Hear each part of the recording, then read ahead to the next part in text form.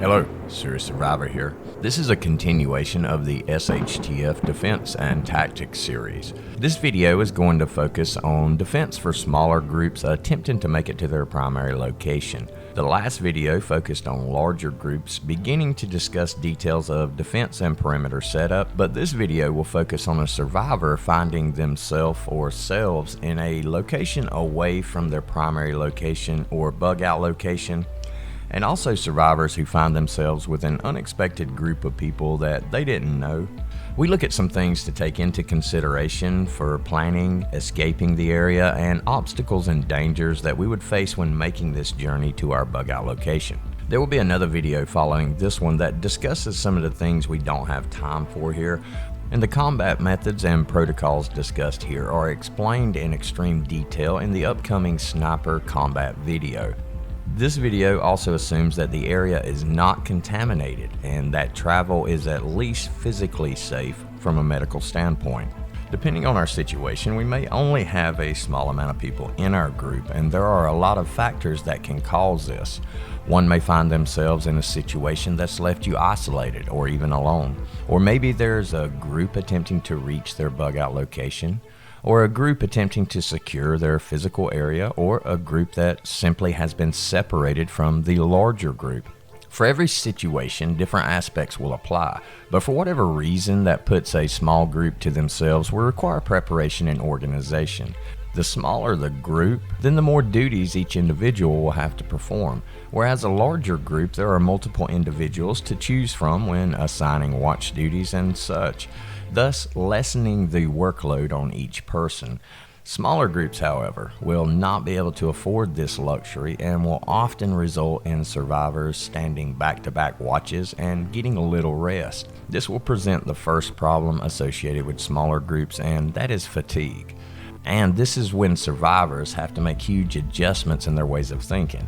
Our everyday life doesn't require most people to even consider tactical ideas and procedures. And for those who cannot make this type of thought process transition, they would desperately need a group to follow, or it may be a very short apocalypse for them. First, let's look at groups who did not plan for their size, or anything basically. More like a group that has simply found themselves together in this situation without any planning or gear. This may often be a situation in which survivors find themselves with people they've never met or even seen before. This type of group can easily fall into disarray. With no evident leader and no plan of action, groups can sometimes succumb to panic and overactive emotions. Then it's important to assess the situation by discussing options and determining the strengths and weaknesses of those that are in this newly formed group of circumstance. This is an important aspect and must be considered carefully, as the benefits you gain from the strengths attained with some of the new personnel can easily be outweighed by the weaknesses of the other remaining personnel. This is an area that's not necessarily cut and dry, and some folks may be willing to work together from the onset, while others may need some convincing, and there will also be the ones who are determined to go their own way, or those who simply don't want to be a part of the group. And trying to convince or coerce people into following your group can prove to be detrimental sometimes. It's best to team with those who actually want and need to be a part of your group. As harsh as it sounds, some people can prove to be liabilities. One of the most important factors is establishing or determining a leader and some sort of initial plan. Planning will all depend on the type of event, and each situation will be extremely different. But most plans should involve locating and obtaining appropriate shelter and supplies. This is a huge aspect of moving a group through unfamiliar territory. The first thing is to establish a plan of action. Food and water are always essentials and cannot be ignored or taken for granted that they'll be easy to locate. The newly formed group should decide an area that will be feasible to reach and an area that could possibly sustain them for a reasonable amount of time or even for the long term. This is one of the keys. Don't hesitate. Don't wait. Don't simply hang around an area hoping that help will come. If help is coming, great, but in these types of events, help may not be coming, and the only assistance we get is the assistance we basically give ourselves and members of the group.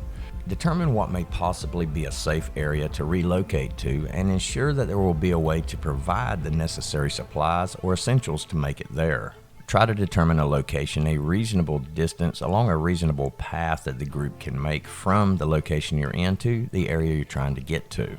So pick the route carefully. This once again is where the advanced planning will pay off tremendously. Survivors who already have a plan are already several steps ahead of everyone else and quite possibly already on their way to safety. Ensure that the route agreed upon will at the very least have the opportunity to find locations either on the way or not very far out of the way from the direction the group is traveling in. Locations that are likely, or at least seem like there's a good chance, that they will contain some types of supplies, food, or water sources. Areas that can be scavenged, basically. Stores, stations, manufacturing facilities, warehouses, etc. But if your equipment, supplies, or wilderness and navigation skills are not on the level to traverse the entire distance through a forest, mountainous, or even desert region, then sticking closer to the roads may be a better option. Before leaving the location the group is in, gather all weapons and supplies that can be carried.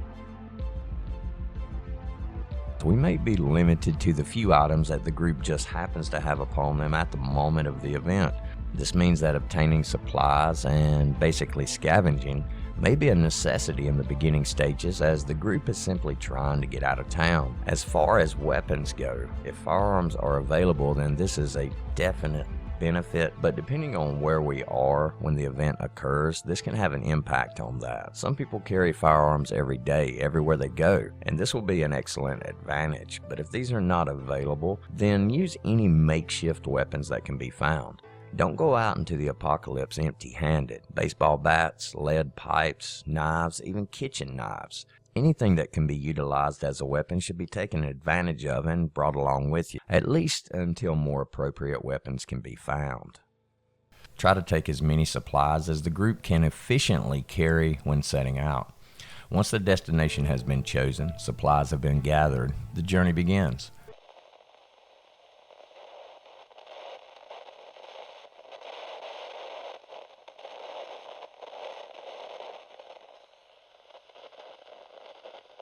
As we leave the initial location and venture out towards the destination chosen, use everything we encounter along the way to gather intel about the situation.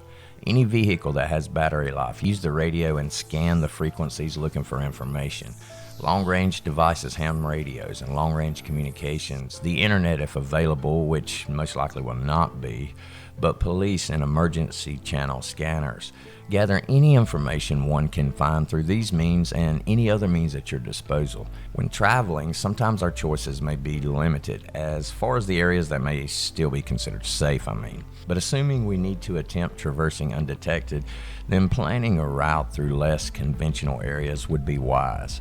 We probably don't want to try and walk parallel to an interstate, highway, or similar, or downtown through a metropolitan area, heavily crowded subdivisions, or any area that we know for sure will be inhabited by large crowds. Also, avoid power plants and refineries, as with a grid down event, these can become a hazard, and being too close to one of these could prove dangerous and even fatal, especially if there is a meltdown due to lack of power, or even a major gas leak due to lack of human operators, oil spills, and other situations that could easily expose the group to hazardous conditions. Avoiding these type of facilities would be a good choice in a grid down event. Travel the secondary roads and the back roads, and if the group is experienced enough or capable of a direct route through the wilderness regions, then this will likely ensure the minimum contact with other people. When traveling the roads, there are things to take into consideration. You will not be the only ones there. There will be more people traversing the same areas as us, unless of course the event has caused a mass extinction. Now, there are infinite scenarios in what could happen or how things could go when meeting new people in the apocalypse.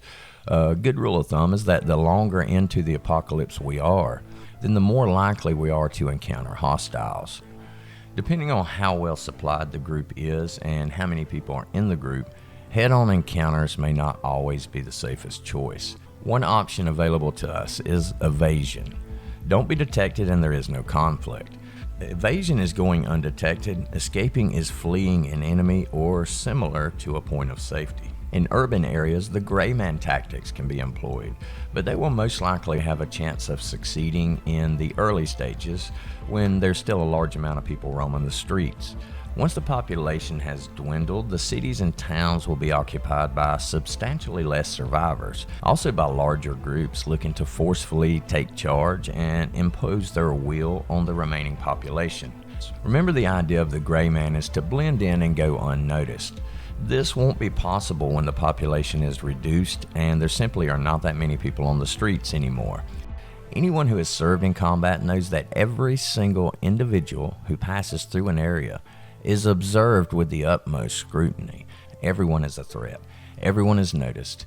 But that is in combat, and before the world turns into a large combat arena, the tactics can still prove very useful. And use your situational awareness and evaluate if the gray man tactics are feasible or if they do not apply to the situation. Stealth tactics, keep a person out of sight, will give you a better chance of making it out of any area.